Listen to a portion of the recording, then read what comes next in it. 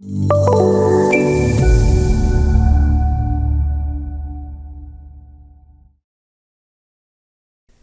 it comes to creating custom content for OpenBuildings Designer, there are several options, but in this video I want to talk about parametric cells.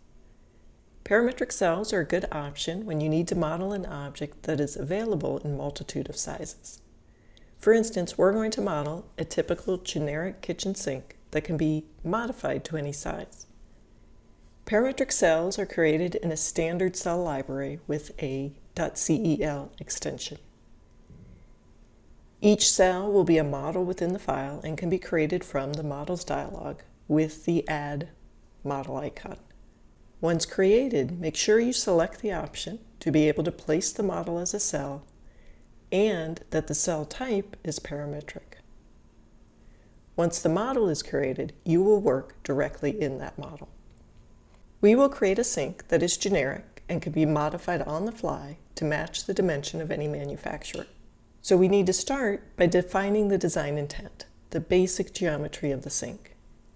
Here I have several different cut sheets for a single bowl sink. We can see that the variance we will need will be an overall dimension, left to right and front to back, and then a bowl dimension, left to right and front to back, along with a bowl depth. Now we will center the bowl left to right, but we will need a dimension at the front edge to locate the bowl front to back. We are going to start by creating some setup geometry, and we will add the variables as we go. Note that the workflow is set to modeling, where we will find the ribbons for basic 2D geometry, 3D solid geometry, and constraints. We will set the level to default and set the symbology for these construction elements. We will also set the class to construction to make sure these elements do not show in the final cell. We will start by placing a couple of smart lines. Now we will want to pay attention to the origin of the cell, which will be the 0, 0 origin of the model. Once the cell is created, the geometry will modify about this point. We can add additional placement points, but this origin will remain the origin of the cell. We will draw one line from the 0, 0 origin, making it roughly the size of the sink, so 500 millimeters. Now we will want to try and fix this line by adding some constraints. Go to the Constraints tab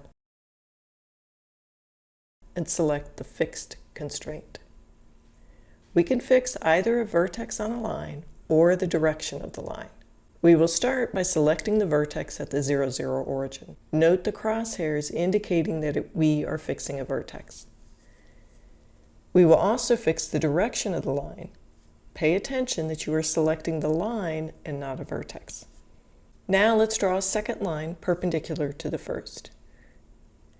We will constrain this line relative to the first. Create a coincident constraint between the first line by selecting the line, not a vertex, and the midpoint of the second line. Note the crosshairs at the midpoint. This forces the second line to be centered on the first, but it is still free to move along that line. We will also want to ensure that these two lines remain perpendicular. So let's add a perpendicular constraint, selecting the first line first and then the second line. General rule is to select the stationary element first and the element that would move second. Now that we have the construction geometry, let's create some 2D profiles. One of the easiest ways to create parametric geometry is to create 2D profiles, constrain them as needed, and then extrude them to 3D solids. In the case of the sink, we can actually create the 2D plan geometry and also use that as the profiles for the 3D sink. So let's start by setting a family and part for the 2D plan geometry. It isn't necessary to put the family and part on this geometry, but it is an easy way to set up your level in symbology. And of course, make sure that you now set the class back to primary. Let's start by creating a simple rectangle to represent the overall size of the sink. Next, we will constrain this geometry. First, use the Auto Constrain tool to constrain the rectangle so that it has parallel sides and perpendicular corners. Second, we will start to constrain it in space by making the midpoint at the top edge coincident with the fixed end of the construction line, selecting the stationary fixed point first.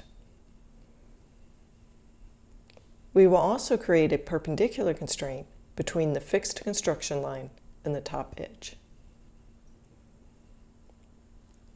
All that is left is to define the length and width of the sink. For this, we need to define a couple of variables. Select the Variables tool from the ribbon. You may want to dock this dialog on the right because we will be using this a lot as we create the cell. Let's start by adding a new variable. Rename it to Total LR for left to right. We want to be clear what the dimension refers to. Note that variables can be different types. In this case, it is a distance variable. We can choose whether we want it to be visible or not, and we can even use mathematical expressions, which we will get to later. For now, we will give it a value of 600 millimeters.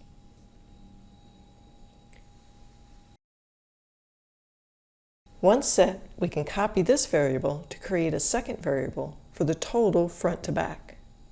Let's make that 500 millimeters.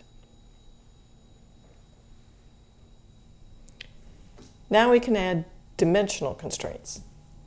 We will create a dimension left to right. Be sure to select the lines, not vertices. When you accept the dimension, there is a pop-up dialog that allows you to choose from your variables.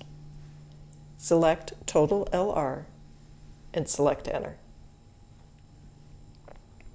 Create a similar dimensional constraint front to back, selecting the variable Total FB.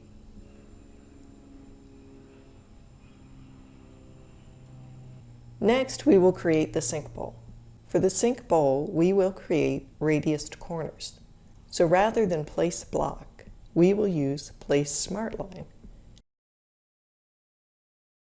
and set the vertex to rounded with a radius of 10 millimeters.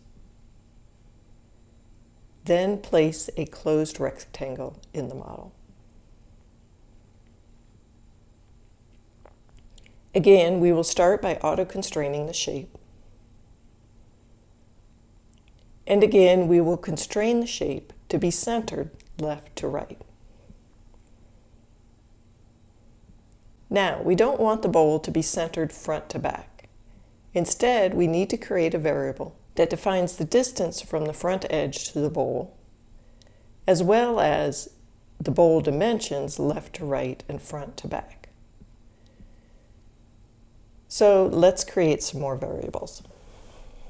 Let's create bowl LR and give it a value of 400 millimeters.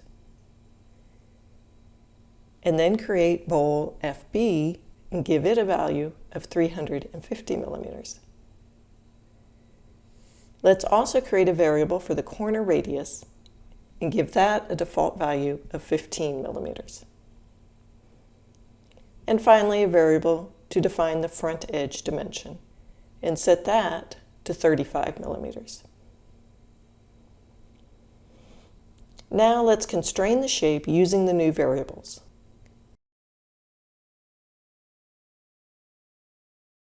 Note how the shape skewed? That indicates we need a perpendicular constraint on one edge of the shape.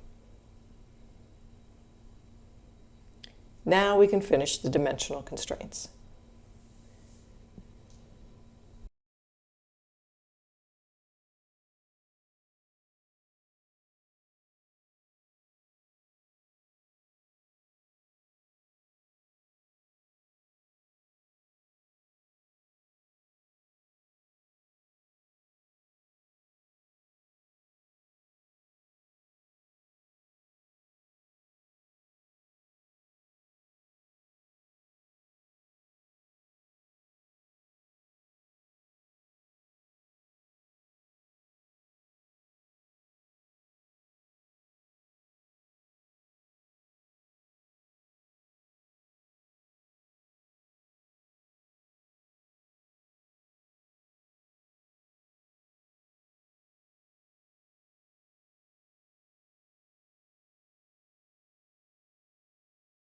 That creates our two profiles and the basic geometry for the sink.